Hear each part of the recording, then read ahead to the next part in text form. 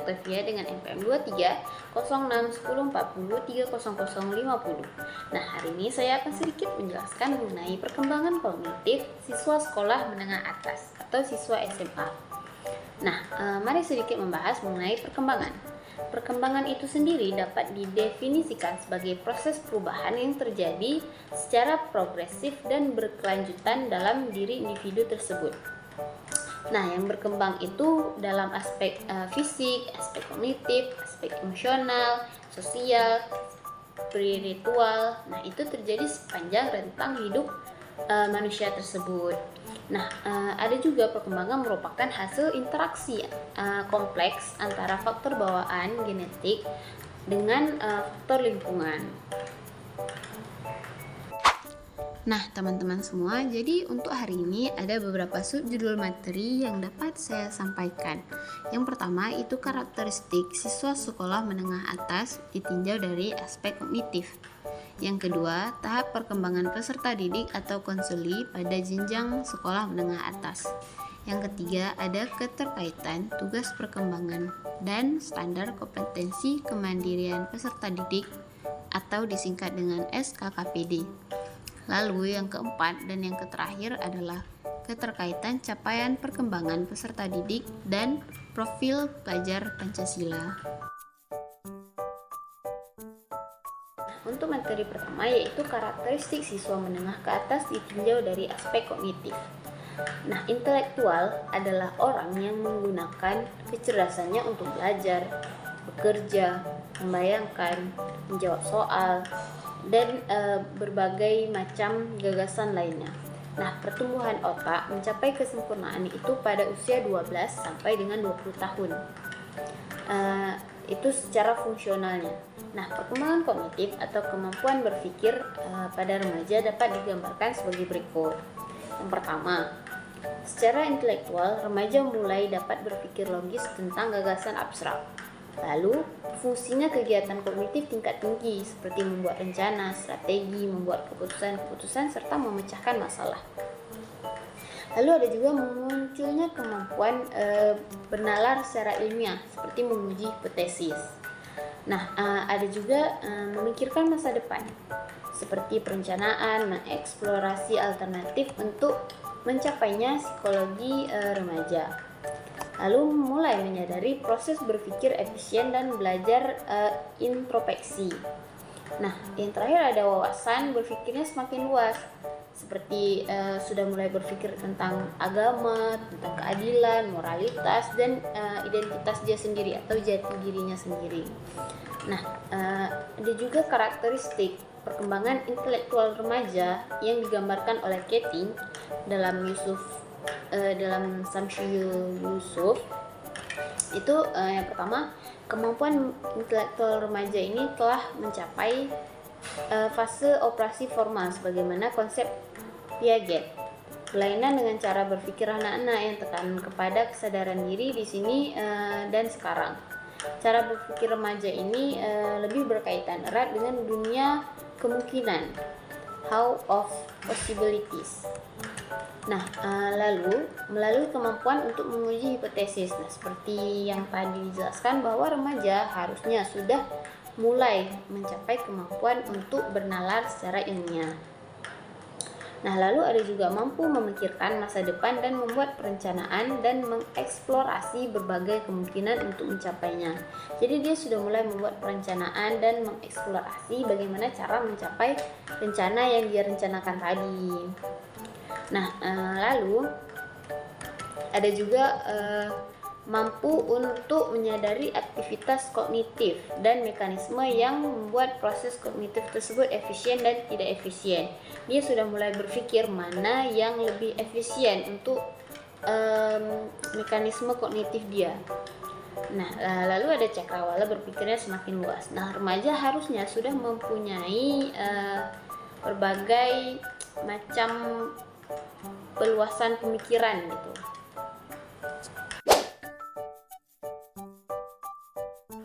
Nah, untuk materi selanjutnya yaitu tugas perkembangan peserta didik atau konsuli pada jenjang SMA ini. Nah, proses perkembangan berjalan secara berkesinambungan dan teratur, mengikuti pola tertentu yang dipenuhi oleh faktor genetik, faktor lingkungan, dan interaksi antara faktor genetik dengan lingkungan tadi. Nah, pada setiap tahap perkembangan memiliki tugas-tugas perkembangan yang spesifik, teman-teman, yang harus dicapai sebelum memasuki tahap selanjutnya. Jadi harus sudah selesai tahap ini dulu, baru bisa dilanjutkan dengan tahap selanjutnya untuk mencapai keberhasilan kehidupan. Nah, salah satu teori perkembangan yang berpengaruh adalah teori dari Piaget, teori kognitif Piaget. Gitu. Menurut Piaget, perkembangan kognitif terjadi melalui 4 tahap utama. Yang pertama ada sensori motor, itu mulai dari 0 sampai 2 tahun. Yang kedua ada pra-operasional, yaitu 2 sampai 7 tahun. Lalu ada operasional konkret 7 sampai 11 tahun. Dan operasional formal, yaitu 11 tahun ke atas. Nah, untuk tahap operasional formal yang relevan dengan peserta didik SMA.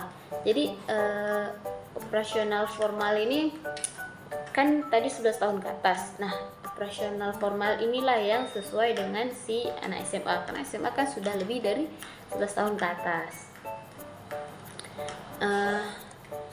Untuk pada tahap operasional formal ini yang relevan dengan peserta didik SMA, individu sudah mampu untuk berpikir secara abstrak, logis, dan menggunakan penalaran secara hipotesis.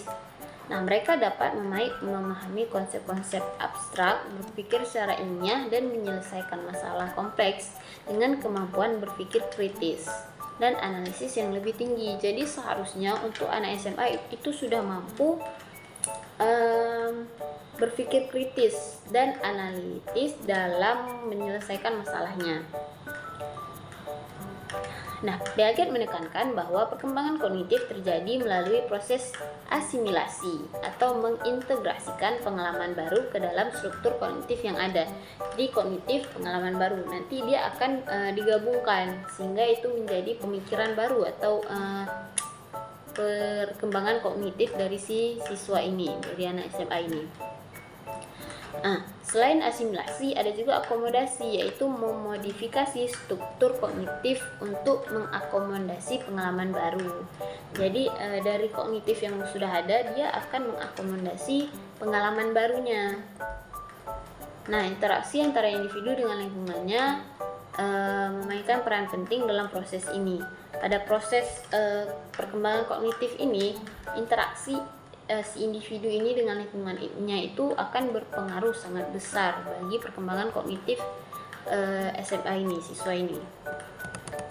Nah, menurut teori Erikson dan Havigars, nah, tugas perkembangan remaja di jenjang SMA itu meliputi yang pertama, mencapai kematangan dalam berpikir dan mengelola emosi. Yang kedua, membangun identitas diri yang stabil, itu termasuk aspek akademik dan juga karirnya. Lalu yang ketiga ada mengembangkan keterampilan sosial dalam lingkungan yang lebih luas. Jadi seharusnya si SMA ini tugas perkembangannya itu sudah mampu untuk mempunyai lingkungan sosial yang lebih luas. Lalu ada juga membentuk nilai-nilai moral dan religius yang lebih besar. Nah, tugas perkembangan SMA ini juga seharusnya dia sudah mampu untuk membentuk nilai-nilai moral dan juga religius yang lebih kuat gitu. Si SMA ini harusnya sudah punya nilai religius yang lebih kuat. Lalu yang terakhir ada mengembangkan kemandirian dalam mengambil keputusan termasuk terkait karir dan juga pendidikan lanjutan. Seharusnya dalam tugas perkembangan remaja ini dia sudah mampu untuk memilih keputusan, mengembangkan keputusannya secara mandiri, mengembangkan keputusan karirnya, dia mau kemana setelah lulus SMA, dan juga perkembangan dan juga keputusan dalam pendidikan lanjutan. Dia sudah mampu untuk memutuskan sesuatu secara mandiri. Apakah nanti setelah tamat SMA dia mau lanjut karir atau dia mau melanjutkan sekolah, atau kalau dia mau karir mau di mana, mau sekolah di mana gitu. Seharusnya dia sudah mampu untuk mengambil keputusan secara mandiri. Nah, materi yang ketiga yaitu keterkaitan tugas perkembangan dan standar kompetensi kemandirian peserta didik atau disingkat dengan SKKPD. Nah, setiap aspek dalam SKKPD mencerminkan tahapan penting yang harus dilalui peserta didik dalam membangun jati diri, mengembangkan keterampilan sosial, dalam mengelola emosi, merencanakan masa depan, serta mempersiapkan diri untuk berkehidupan secara masyarakat gitu. Nah, berikut adalah keterkaitan antara 11 aspek perkembangan dalam SKKPD dengan tugas perkembangan peserta didik. Nah, jadi SKKPD SMA itu ada 11 aspek. Nah, untuk aspek pertama, landasan hidup religius. Nah, SMA atau remaja ini mempertanyakan keyakinan agamanya, mengembangkan hubungan nilai-nilai keagamaan, dan mengintegrasikan ajaran agama dalam kehidupan sosial. Nah, dalam tugas perkembangan SMA seharusnya dia sudah mulai kalau dia sudah mencapai standar kompetensi kemandirian, berarti dia sudah mulai mempertanyakan keyakinan agamanya, mengembangkan pemahaman nilai-nilai keagamaannya, dan mengintegrasikan ajaran agamanya dalam keputusan sosial. Nah, yang kedua, aspek kedua dalam SKKPD yaitu landasan perilaku etis. Nah, dalam landasan perilaku etis itu memahami nilai-nilai moral dan etika, meningkatkan kesadaran tanggung jawab, serta belajar memahami konsekuensi dari tindakan yang dilakukan oleh si SMA ini. Jadi tugas perkembangan si siswa ini pada landasan perilaku etis, dia seharusnya sudah mulai memahami nilai-nilai moral dan etika, sudah mulai meningkatkan kesadaran tanggung jawab, serta sudah mulai belajar untuk memahami konsekuensi dari tindakan yang dilakukan. Yaitu dan aspek ketiga dari SKKPD itu kematangan emosi.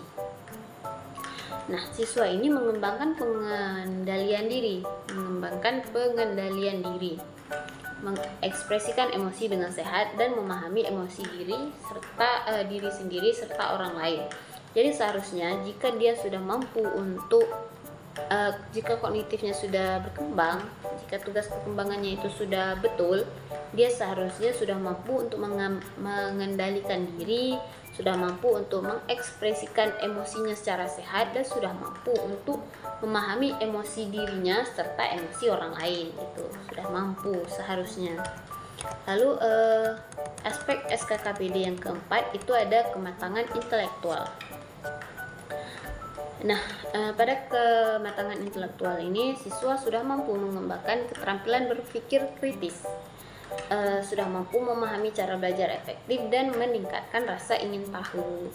Lalu untuk aspek SKKPD yang kelima itu ada kesadaran dan tanggung jawab sosial. Nah, siswa sudah memahami peran sebagai anggota masyarakat, mengembangkan sikap peduli, dan juga berkontribusi aktif dalam komunitas. Lalu SKKPD yang keenam ada kesadaran gender, yaitu memahami peran berdasarkan gender, menghargai perbedaan, dan juga berinteraksi secara sehat. SKKPD yang ketujuh itu pengembangan diri. Siswa mampu meningkatkan kesadaran diri tentang minat dan bakat, dan mampu merencanakan tujuan pribadi dan beradaptasi dengan tantangan.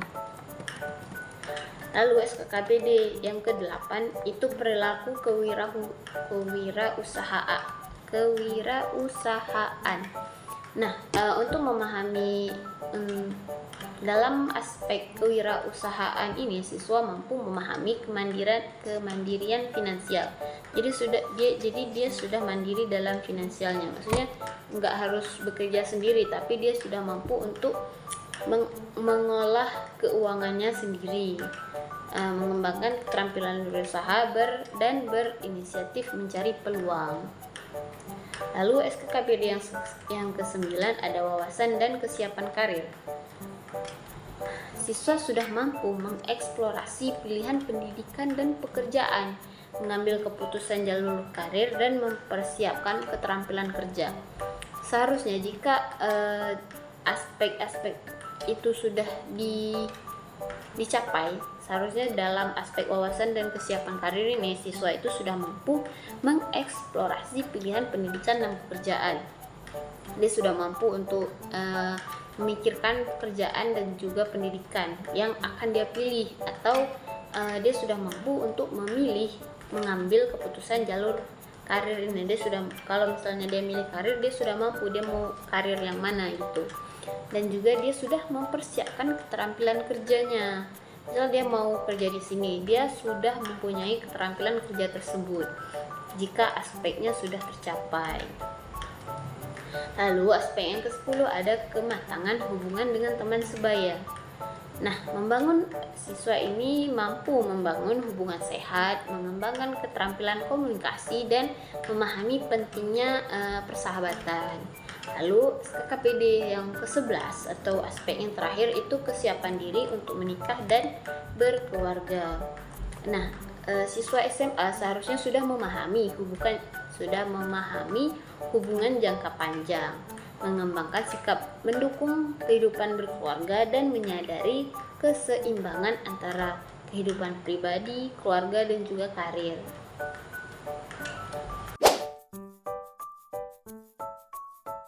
Nah, untuk materi terakhir yaitu keterkaitan capaian perkembangan peserta didik dan profil pelajar Pancasila. Pada tingkat SMA, perkembangan kognitif siswa mencapai tahap operasional formal seperti yang dikatakan oleh Piaget tadi, 11 tahun ke atas. Mereka sudah mampu berpikir abstrak, logis, kritis, sistematis, dan yang paling penting yaitu sudah mampu membentuk profil pelajar Pancasila. Nah, pelajar Pancasila kan ada 6. Untuk yang pertama itu bernalar kritis.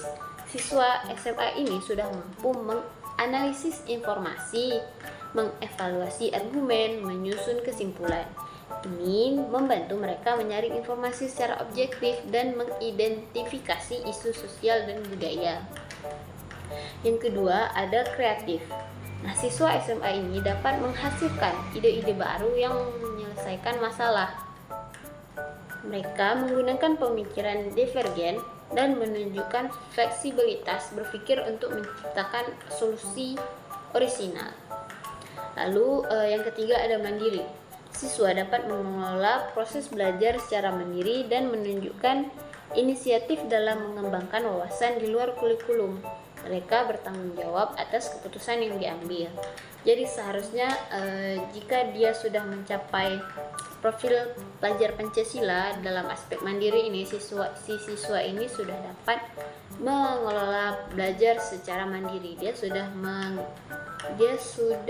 menunjukkan inisiatifnya dalam belajar walaupun itu di luar kurikulum itu. Nah, untuk profil pelajar Pancasila yang keempat itu beriman, bertakwa pada Tuhan Yang Maha Esa, dan berakhlak mulia. Nah, siswa memahami nilai moral dalam ajaran agama. Mereka menganalisis hubungan antara ilmu pengetahuan dan nilai spiritual. Lalu yang kelima ada kebinekaan global. Nah, untuk kebinekaan global ini siswa memahami globalisasi dan mengembangkan perspektif multikultural. Mereka menggunakan pemikiran kritis untuk menghindari stereotip. Jadi dalam profil pelajar Pancasila yang kebinekaan global, siswa ini sudah mampu memahami globalisasi dan mengembangkan perspektif multikultural. Mereka juga sudah mampu berpikir kritis untuk menghindari stereotip atau diskriminasi. Seharusnya mereka sudah mampu untuk menghindari diskriminasi jika mereka mampu mencapai profil pelajar Pancasila. Lalu profil pelajar Pancasila yang keenam yaitu gotong royong. Nah, siswa SMA ini sudah memahami pentingnya kerjasama dan empati dalam mencapai tujuan bersama. Mereka menunjukkan pemikiran kolaboratif dalam diskusi. Nah, demikian adalah materi-materi yang dapat saya sampaikan pada hari ini. Kita akan berjumpa lagi pada pertemuan yang berikutnya jika ada kesempatan. Saya Zarina Octavia pamit undur diri. Wassalamualaikum warahmatullahi wabarakatuh.